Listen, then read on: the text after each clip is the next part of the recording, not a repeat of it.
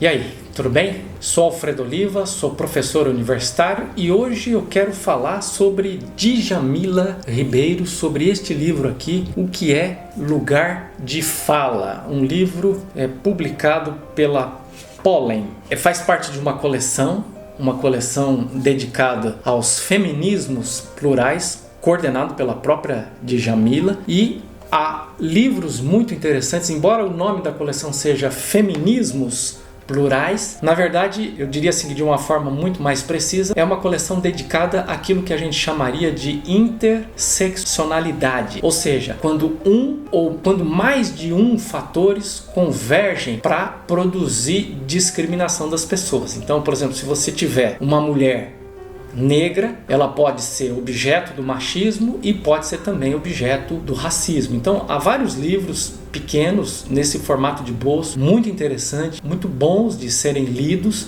e, claro, com temáticas extremamente importantes. E hoje então nós vamos falar um pouquinho sobre lugar de fala. É muito legal a escrita da Djamila, é uma escrita bastante fluente, uma escrita muito interessante. Ela é uma escritora muito competente, não só em termos de capacidade de argumentar, de desenvolver, de convencer, de persuadir, mas muito competente também em termos estilísticos, e isso é muito legal. Eu diria até que se eu fosse comparar esse livro chamado Lugar de Fala com outro livro dela chamado Pequeno Manual do Antirracista, esse Pequeno Manual do Antirracista, do ponto de vista da escrita, me apetece muito mais, porque é uma escrita muito mais solta, uma escrita onde ela não fica aludindo ou citando tantos autores. Aqui ela cita muitos autores, mas sem perder a sua capacidade argumentativa, sem perder uma linguagem bastante acessível e sem também deixar de dar os seus testemunhos pessoais, sem deixar de colocar a sua vivência pessoal em primeiro plano. Muito bem, então vamos discutir isso. O que é lugar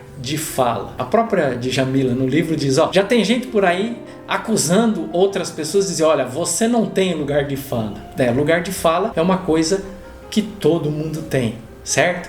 Quer dizer, significa o seguinte, que todo mundo fala de algum lugar social, certo? Se eu sou um homem branco, protestante, eu ocupo um lugar na sociedade. Quando eu falo desse lugar que eu estou ocupando. No caso específico da Djamila, que é uma mulher negra, ela procura falar como mulher negra e trazer a sua experiência como mulher e como negra para o seu texto. Então ela dialoga com o campo da academia, ela dialoga com teóricos, com pessoas importantes, mas eu diria assim que o mais legal nesse livro é exatamente ela narrar a sua experiência como pessoa, ou seja, narrar a partir do lugar no qual ela se encontra. Então esse livro também me instiga uma coisa muito interessante, porque os textos acadêmicos da atualidade, e já faz muito tempo que isso vem acontecendo, eles quase que nos coagem, nos obrigam a ficarmos citando muitas pessoas e ao mesmo tempo disfarçar as nossas marcas de subjetividade. Por exemplo, você não deve dizer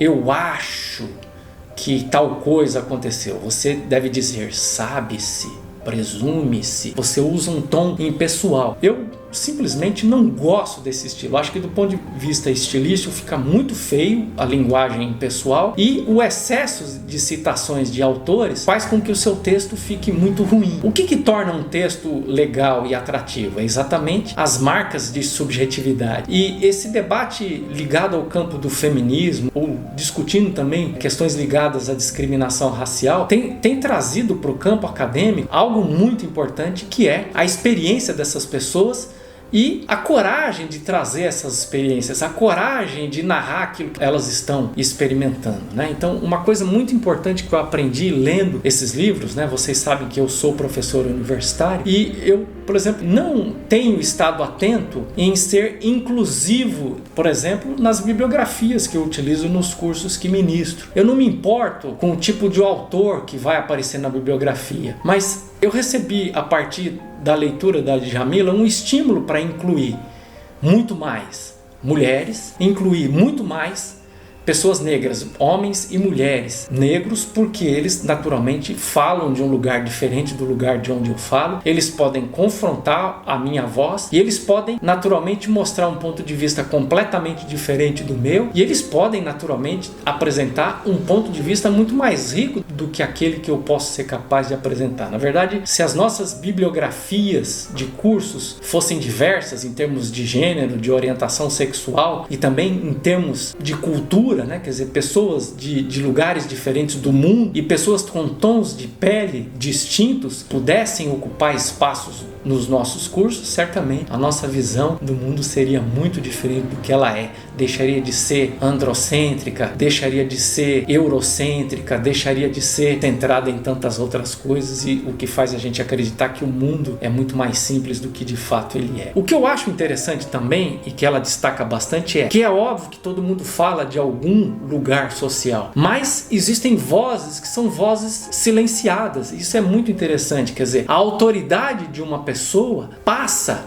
pelo gênero, passa pela cor da pele. Então ela conta experiências em que ela é discriminada por ser uma mulher negra. Quer dizer, ela chega como pessoa da academia, mas ninguém enxerga ela como pessoa da academia porque ela é negra. Então isso é apenas um exemplo do quanto as pessoas podem desvalorizar ou as mulheres, ou os negros, ou sobretudo as mulheres negras, né? Quer dizer, pessoas que são colocadas numa espécie de silêncio, pessoas cuja expressão, cuja voz não tem sido ouvida da mesma forma como é ouvida a voz de tantas outras pessoas, mesmo mulheres que são discriminadas nas nossas sociedades. Se elas forem brancas, elas têm uma probabilidade maior de serem ouvidas do que mulheres negras. Então existe uma fala subvalorizada de determinados estratos sociais, e isso a gente precisa aprender a corrigir, tanto na bibliografia dos nossos cursos, mas também corrigir nas nossas bibliotecas, e também estar mais atento à voz dessas pessoas. E claro, isso tudo vai contribuir para que nós sejamos muito menos machistas, muito menos racistas. Isso vai fazer com que a gente passe a questionar o machista e o racista que existe dentro de vários de nós. Então, espero que você tenha gostado do vídeo. Se você gostou, não esquece de curtir. Também, se você ainda não é inscrito no meu canal, por favor, se inscreva, compartilhe nas suas redes sociais, se você puder, e deixe aí os seus comentários, as suas impressões, as suas reações, e quem sabe até alguma sugestão de tema, tá bom? Até lá, até o próximo vídeo.